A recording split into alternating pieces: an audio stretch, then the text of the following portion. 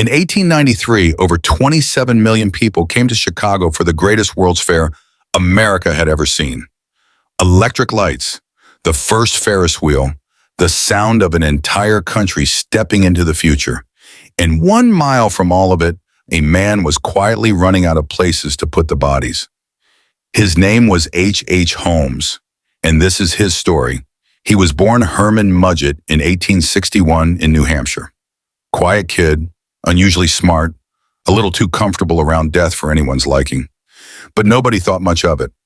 He got into the University of Michigan's medical school, and while his classmates were learning how to save lives, Holmes was already turning death into a business. He'd steal corpses from the anatomy lab, burn them beyond recognition, take out life insurance policies on fake people, then show up with the body and collect. He was 21 doing this. No panic, no guilt, just a process.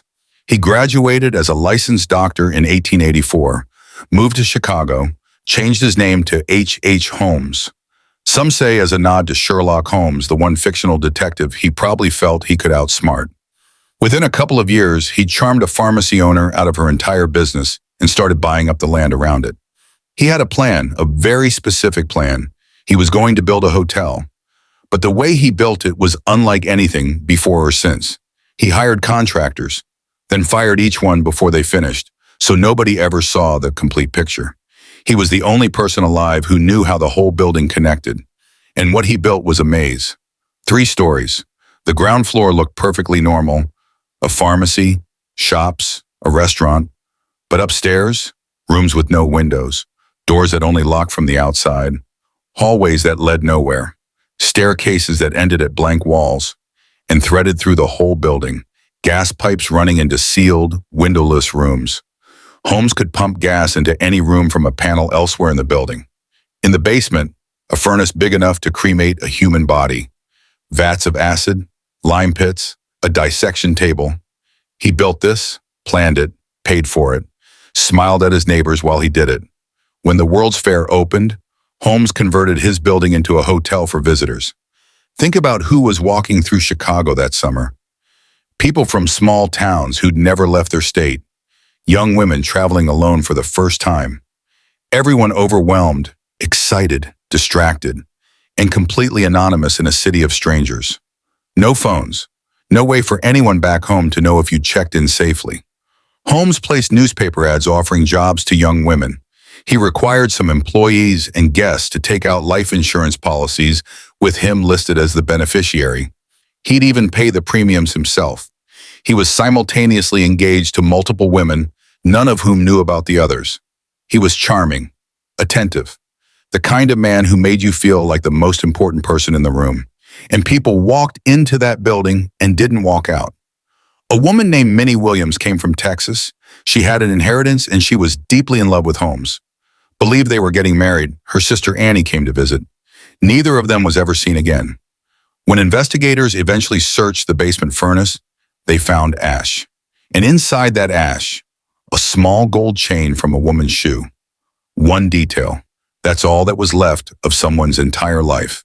Holmes stripped the bodies, cleaned the bones, and sold the skeletons to medical schools. He'd been doing that since college. He knew exactly what a human skeleton was worth.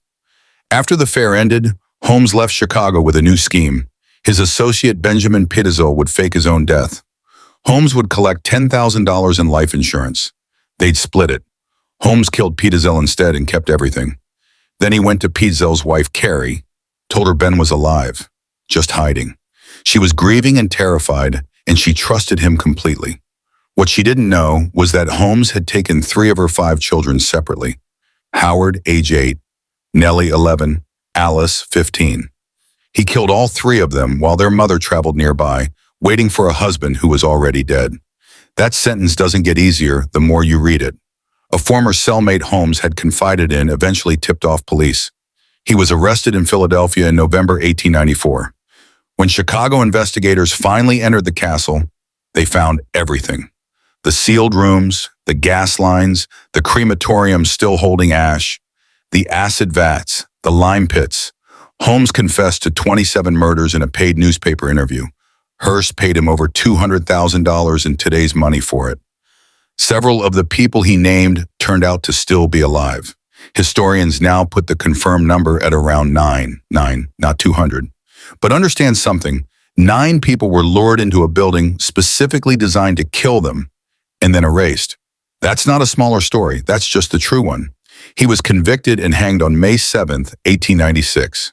He was 34 years old. On the gallows, he was completely calm. When the sheriff reached for the noose, Holmes stopped him. "Don't be in a hurry," he said. He turned to the room, denied it everything, and died performing.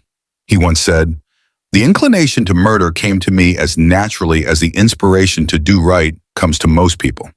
Not as a confession, not as a plea, just as a fact about himself." That's what makes H. Holmes different from the monsters we invent in movies. He wasn't chaotic. He wasn't driven by rage. He looked at every person he met and quietly calculated what they were worth to him and what it would take to get it. Julia Connor loved him. Carrie Pitezel trusted him. Minnie Williams thought she was going to marry him. They were all standing 1 mile from the most hopeful place in America, and none of them made it out.